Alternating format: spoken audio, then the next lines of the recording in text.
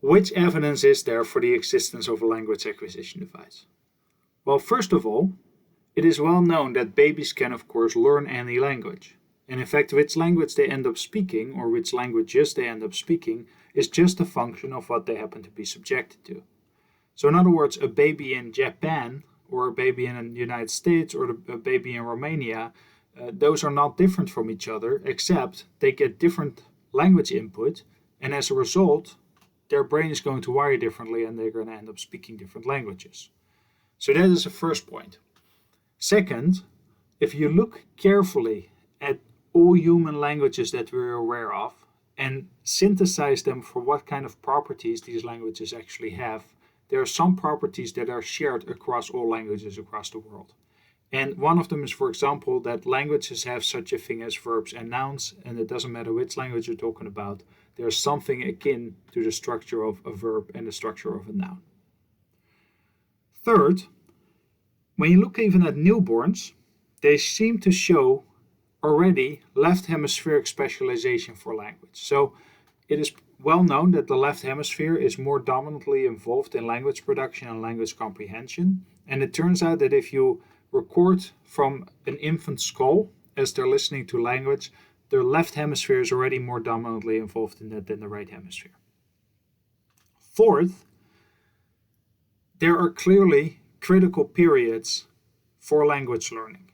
And parents know this, and babies go through these stages one by one, and they kind of go through these milestones step by step, and then they reach a full capacity to speak languages. Now, it's important to realize, though, that the width of some of these critical periods of when babies should start doing a certain part of their speech is actually much more variable than sometimes pediatricians would make you believe. So let's look at that a little bit more carefully. First of all, if you look at 3 different children here, and you look at their age in months and what the average length of an utterance, in other words, how long of speech do they create when they speak, let's look at some differences across these 3 children. And you see that Eve, at a pretty early age already, was stringing together a whole bunch of sounds, okay? Much more so than Adam and Sarah were. So you see that at 18 months of age, Eve really started to ramp up language ability, whereas for Adam and Sarah, it wasn't until almost 20 months later that they got to similar levels. Nonetheless, these 3 children are all within normal range. So, of course, if you're the parent of Sarah here, it's easy to start worrying about Sarah's language ability if you're surrounded by kids like Eve and you see all these young children produce all these elaborate sounds and Sarah's sitting there not making much of a sound at all. Nonetheless, there's enormous fluctuation here, and the range of what's normal is actually very varied. If we compare, however, human children to a highly trained chimpanzee by the name of Nim, and this was a play on words where this chimpanzee was acquired by a researcher by the name Herb Terrace, a researcher at Columbia University.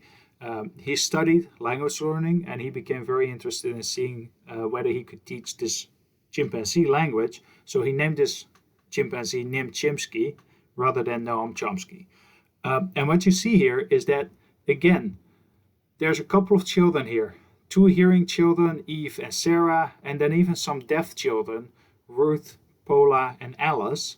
And you see that for each of them, they have these pretty steep curves, where at first they don't produce much of an utterance, and then all of a sudden they start to, and it shoots up very steeply. Nim, however, was rewarded for trying to produce these sound patterns over and over and over, but it turned out that there wasn't enough fruit juice in the world as a reward for Nim to actually increase the length of these utterances. So in other words, human children, even deaf children, are distinctly different in this ability if you compare them to the chimpanzee Nim.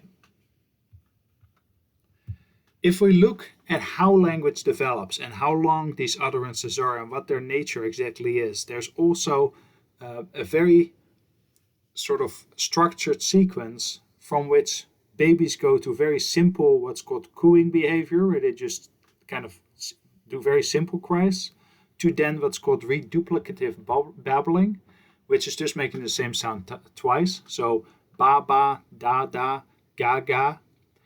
Then they move on to non-reduplicative babbling. So ba, ga, na, ba, da, ta, not twice the same sound. Then it progresses to one-word sentences, then to two-word sentences, then three-word sentences, and then boom, all of a sudden we're off to the races and we're now really producing full-fledged, longer sentences than that. This sequence of steps is universal. And also, again, you can see that within each of these steps, there's remarkable variability in when exactly different infants and children are starting to display this. So reduplicative babbling can happen on average around 1 year of age, but some kids start doing it at 6 months. Some of them start doing it at 18 months. Non-reduplicative babbling, a little bit later, average around 18 months. But again, some kids started at 12 months, some at 24 months. So again, if you end up having children, or you do already, as language develops, it's important as a parent, that if your kid happens to be at the upper end of the spectrum, that they're not super fast in language development, to take a deep breath and just make sure that this is not just within the normal range. Interestingly enough, there's also been studies on sign language, and what they found there too is that children who are deaf and develop sign language actually develop these sequences with something like give me food, right? Food in my hand. And there too they go through this development of first one step, then multiple steps, and then full-fledged sentences. So it seems that the development of sign language in some ways forms a similar pattern as language learning that is verbal. Now, I already alluded to this, but when you look at sentences, you can divide those into noun phrases and verb phrases. Verb phrases contain the verb, the main verb of the sentence. Noun phrase contains the subject of the sentence. And then under that, we have the word level, where of course we have the different words in the sentence. Then we have the morpheme level, which has to do with what the meaningful units in the sentence are. So the chef and then burned is actually two morphemes. It's the morpheme burn, and then the ed part makes it past tense, and then the noodle, and then the s makes it plural. So that is also two morphemes.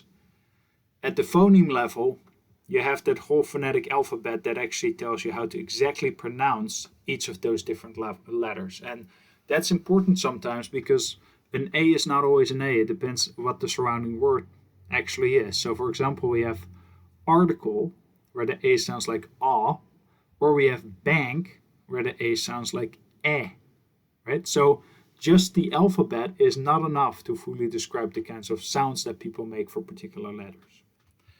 So let me just walk you through that a little slower. So at the highest level, we can talk about discourse processing, and this is actually what the meaning of a conversation is. So that's the most abstract. What is somebody trying to tell you? That's at the level of discourse. Then we go to the level of the syntax, where it specifies relationships between the different types of words in a sentence. So for example, nouns and verbs and how they relate. And syntax really is a way of representing sentence structure. And many psychologists and linguists actually believe that this is a fundamental part of the way in which we actually represent language in our head. Then we go down to the morpheme level. As I said, these are the building blocks, the smallest unit of meaning in language. So sometimes these morphemes carry the actual content, what the word means, and sometimes they carry something about the content morphemes. They are function morphemes. So if you have the word burned, the burn part is a content morpheme. The ed that makes it past tense is a function morpheme because it indicates that something is past tense. That's just the function of them.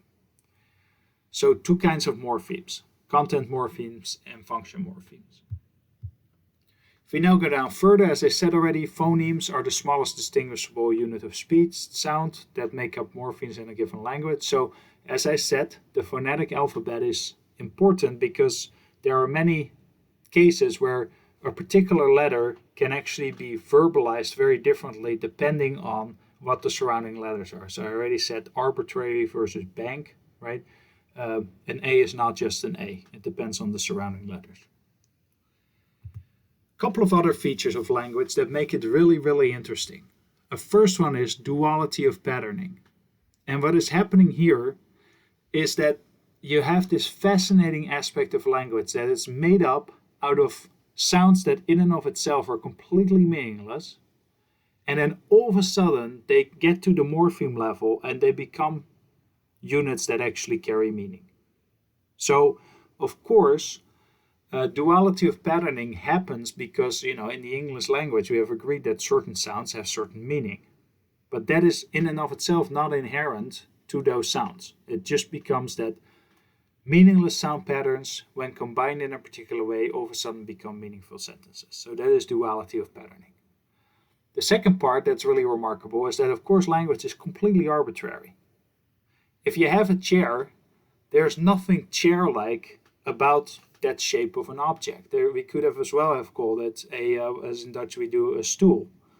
So in and of itself, objects don't carry certain meaning with respect to what sound they should have. So a chair is a chair, but a chair could also be called a stool or something else in Japanese and something else in Chinese. What we call it is in and of itself arbitrary, except within a given language you have actually agreed what it's called. Two more features are also interesting about language, and one of them is the most complicated for behaviorism, which is generative capacity. When we speak, as I'm speaking to you right now, in fact, I'm just creating sentences on the fly. I didn't write all of this out. I didn't get a bunch of juice rewards to get it reinforced. I'm just going on, combining words together and trying to convey some level of meaning.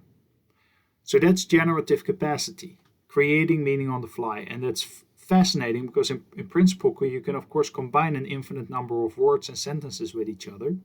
And yet, I'm creating something and you guys are sitting there listening to me and supposedly understanding what I'm talking about. So that is a really remarkable feature of language, is generative capacity. The last thing is what's called recursion. And that's actually in some ways a poor habit in language, that you can actually, in principle, embed more and more sentences within sentences within sentences. So for example, I could start telling you in one sentence, I was born in the Netherlands in a town called Gouda, which contains a big cheese manufacturing plant. And I came from there to Rutgers University, which is located in Camden, which is part of the Rutgers system, in order to be a professor of psychology. So you see there that I'm recursing, I'm embedding all sorts of pieces of a sentence or entire sentences within other pieces of sentences. Of course, if you do this a lot, your speech becomes highly incomprehensible, but nonetheless it has this remarkable feature, language, that you can actually do that to some extent.